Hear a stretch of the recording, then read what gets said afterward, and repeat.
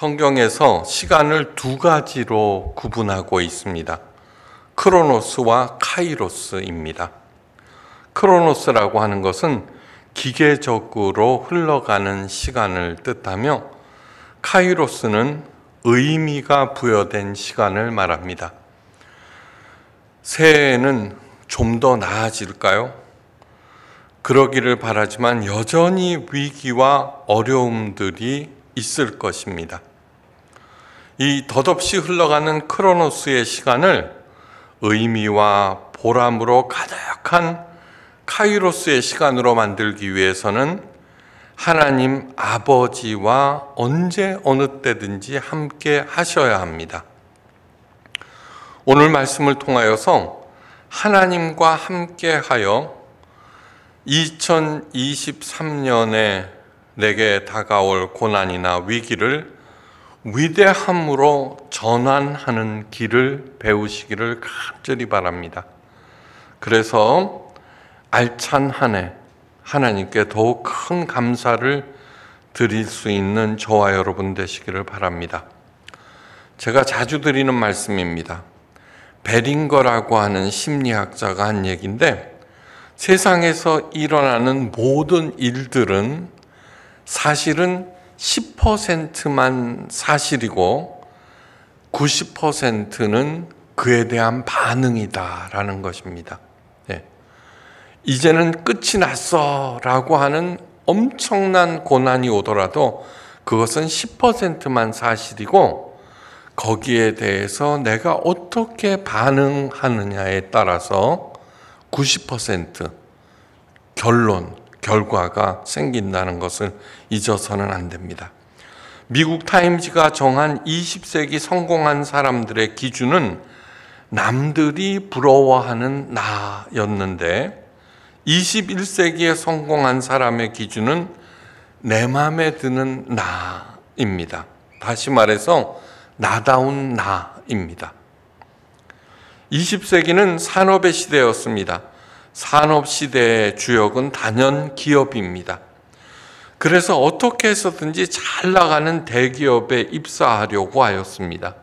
그것은 기업이 크면 내 개인도 성장하기 때문입니다.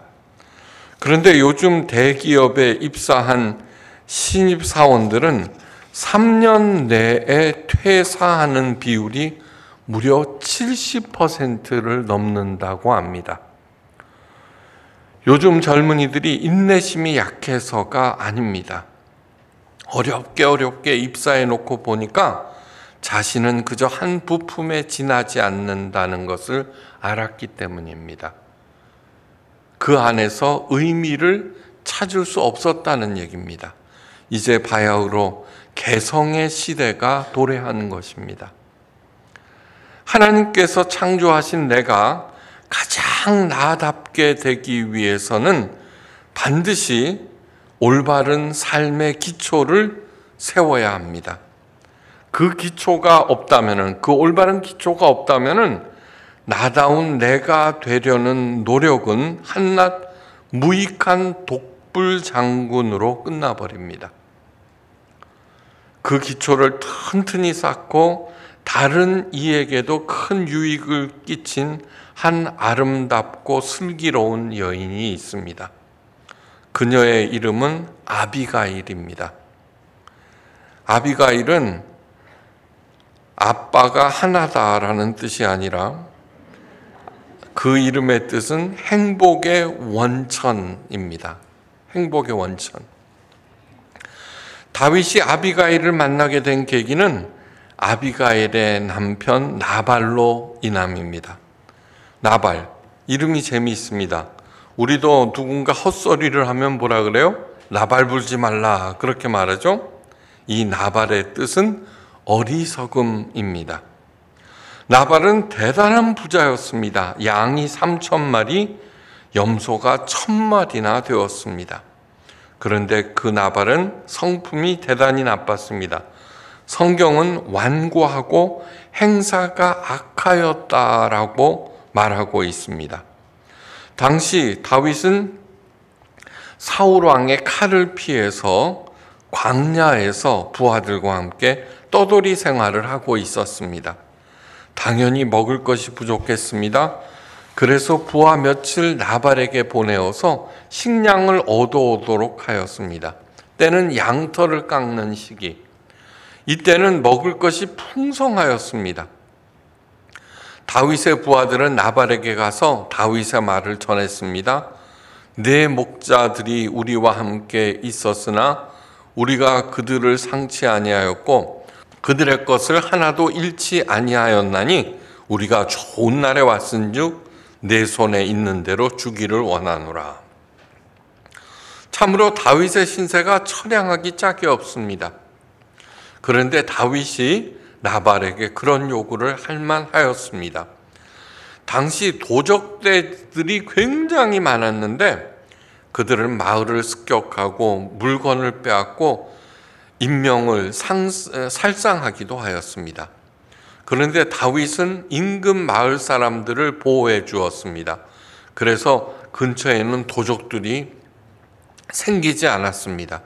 가장 큰 혜택을 본 사람이 바로 나발입니다.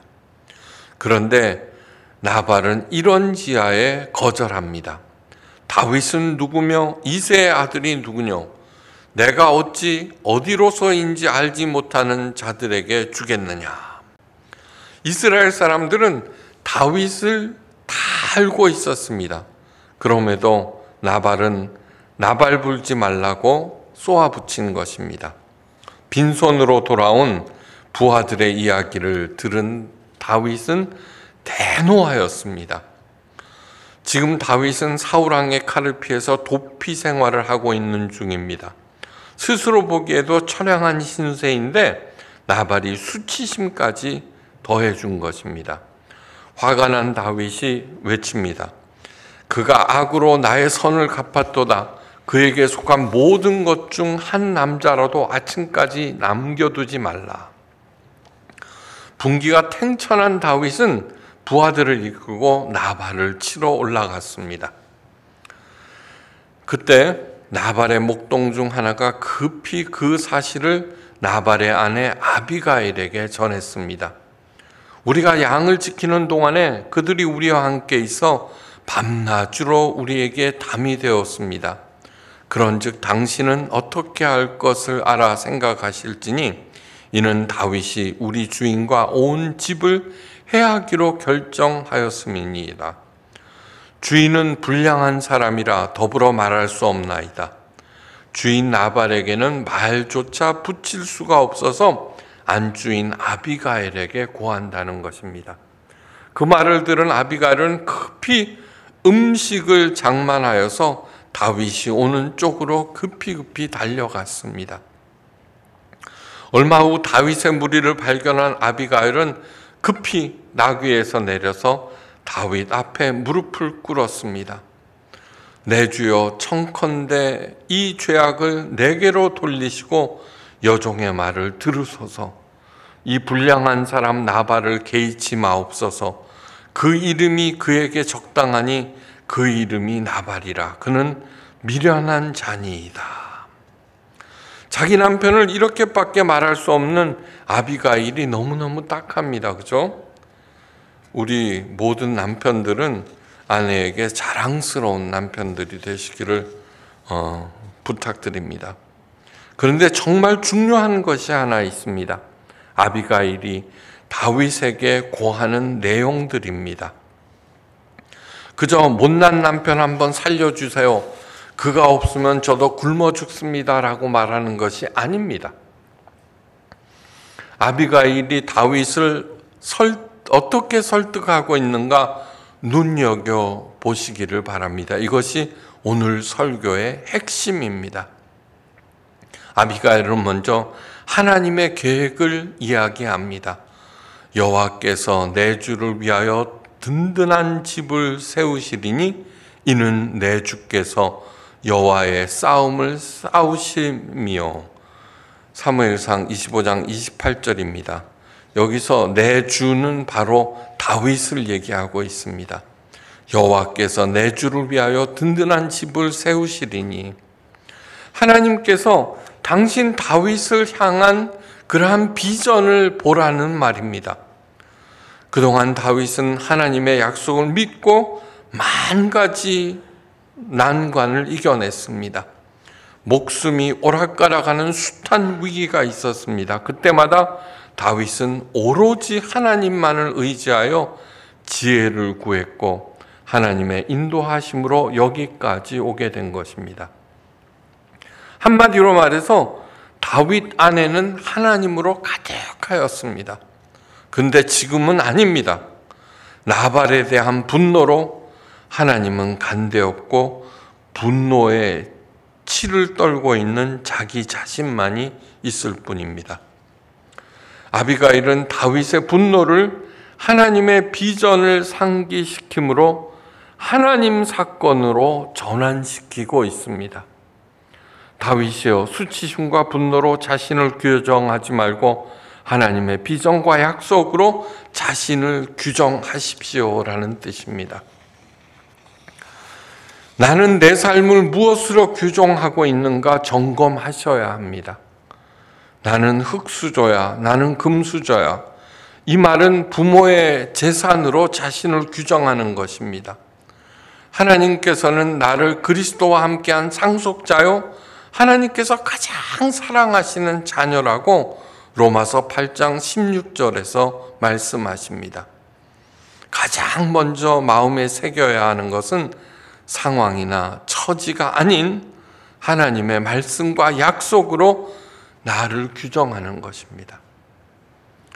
우리들은 부모로서 자녀들에게 야단치기도 하고 부부가 서로를 비난하기도 하는데 그때마다 하나님의 약속, 하나님의 비전을 보면서 야단을 치고 또 설득할 수 있기를 간절히 바랍니다.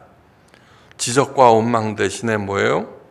칭찬과 감사, 그것도 하나님의 약속.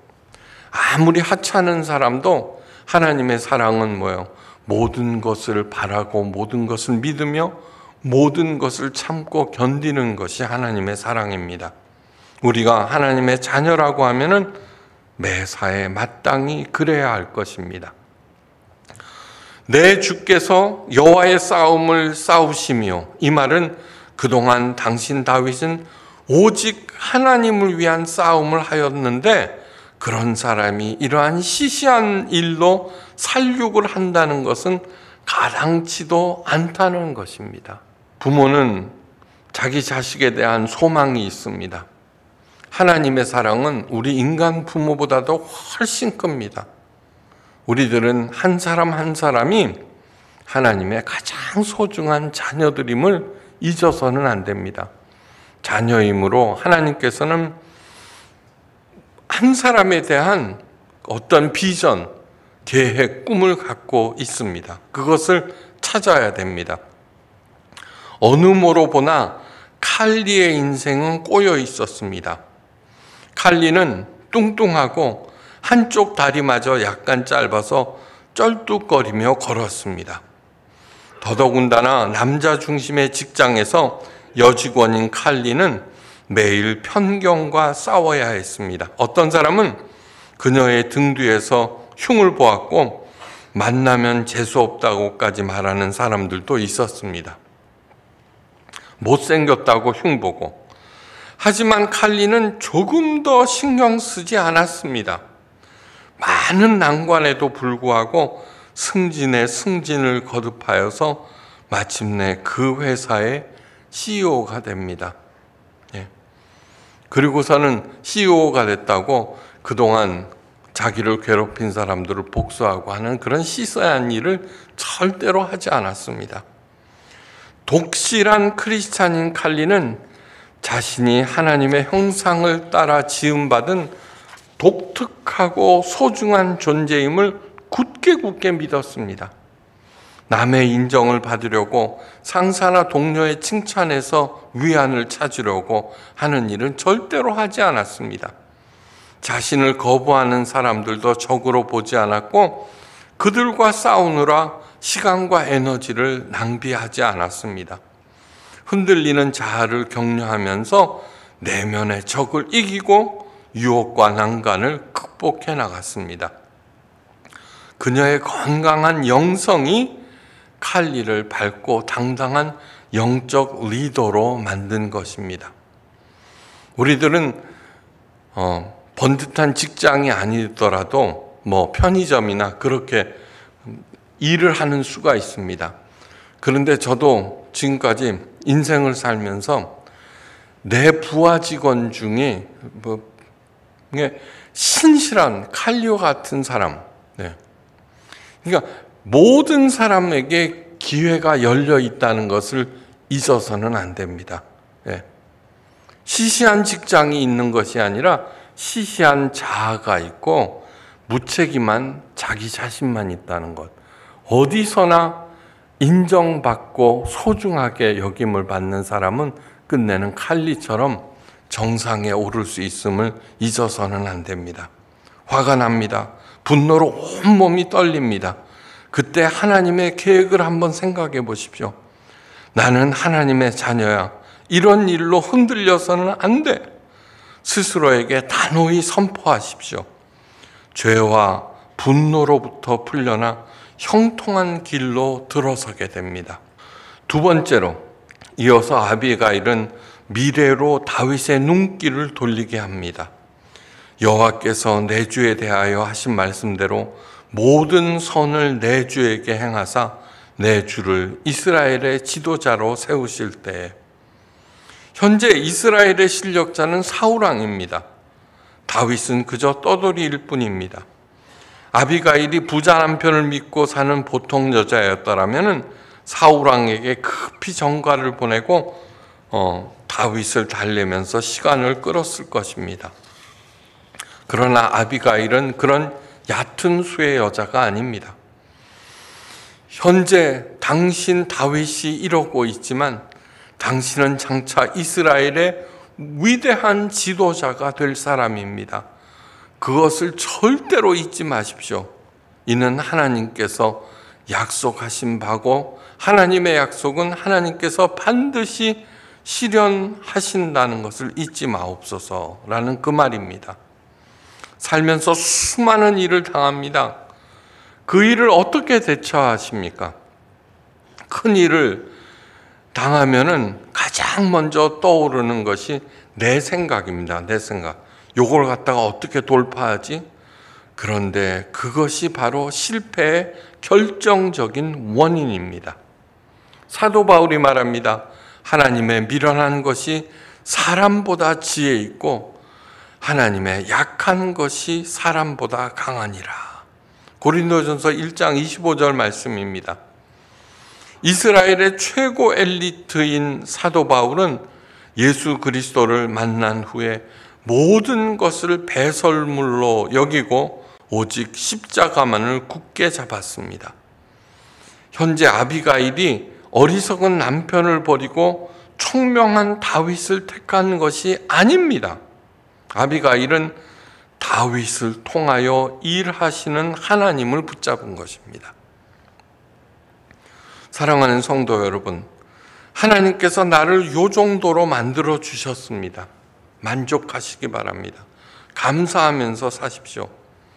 만약 인생의 성공이 아름다운 외모와 뛰어난 재능과 총명한 머리, 좋은 집안에서 오는 것이라면은 하나님께서는 우리 모두를 그렇게 만드셨을 것입니다.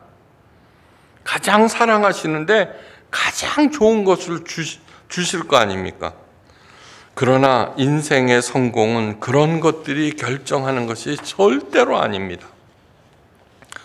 인생의 성공을 결정하는 것은 딱 하나입니다. 딱 하나. 어떤 경우에도 하나님을 선택하는 것입니다.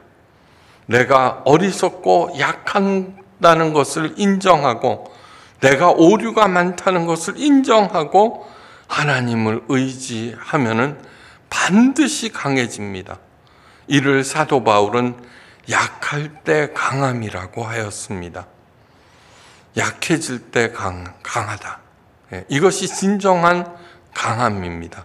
이 위대한 진리를 마음에 깊이 새기고 어려운 때에 오히려 큰 하나님의 복을 찾고 누리시기를 간절히 바랍니다. 셋째로 아비가일은 죄로부터 자유로울 것을 말하고 있습니다. 내 주께서 무죄한 피를 흘리셨다든지 내 주께서 친히 보수하셨다든지 함을 인하여 슬퍼할 것도 없고 내 주의 마음에 걸리는 것도 없으시리니 라고 말합니다. 지금은 화가 나서 잘 모르시겠지만 훗날 하나님의 계획이 이루어졌을 때 되돌아보아서 후회 없으시길 바란다는 것입니다. 다윗은 아비가일의 말을 귀담아 들었습니다. 그리고 깨닫습니다. 그렇구나. 내가 잘못했구나. 다윗이 말합니다. 오늘날 너를 보내신 이스라엘의 하나님 여호와께 찬송할지로다. 내 지혜를 칭찬할지며 내게 복이 있을지로다. 오늘날 내가 피를 흘린 것과 친히 보수하는 것을 내가 막았느니라. 다윗은 복수는 하나님의 소관이라는 하나님의 말씀으로 즉시 돌아왔습니다. 다윗의 위대한 점은 하나님 말씀 앞에서 자기의 잘못을 옳게 보고 즉시 시인하며 돌아온다는 것입니다. 이것이 다윗을 위대한 지도자로 만드는 원동력이었습니다. 다윗과 아비가일의 대화에 주목하시기 바랍니다. 한 여자와 한 남자의 대화가 아닙니다. 세상 잡사가 아닙니다. 아비가일은 하나님의 뜻에 대해서 말하고 하나님의 계획에 대해서 약속에 대해서 말하고 있습니다. 다윗은 그 말을 통하여서 자기 자신이 처한 처지에서 하나님의 약속으로 되돌아왔습니다. 두 사람 중심에 하나님께서 계신다는 것입니다. 우리가 살아가면서 많은 관계가 있습니다.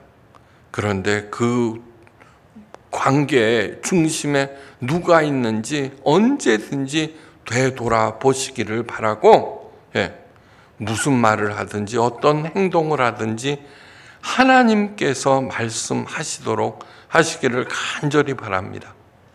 얼마 후에 나발은 아내의 말을 듣고 놀라서 몸이 돌과 같이 되어 열흘 후에 죽고 맙니다. 열흘 후에 여호와께서 나발을 치심에 그가 죽으니라. 다윗은 홀로 된 현명한 여인 아비가일에게 청혼을 합니다. 아비가일은 기꺼이 떠돌이 다윗의 청혼을 받아들입니다. 하나님께서는 아비가일을 다윗의 돕는 배필로 주신 것입니다. 에제르. 예루살렘 성전에서 아기 예수님을 본 시므온 할아버지가 이런 말을 합니다. 이 아이는 많은 사람의 패하고 흥함을 위하여 비방받는 표적이 되리라. 누가복음 2장 34절 말씀입니다.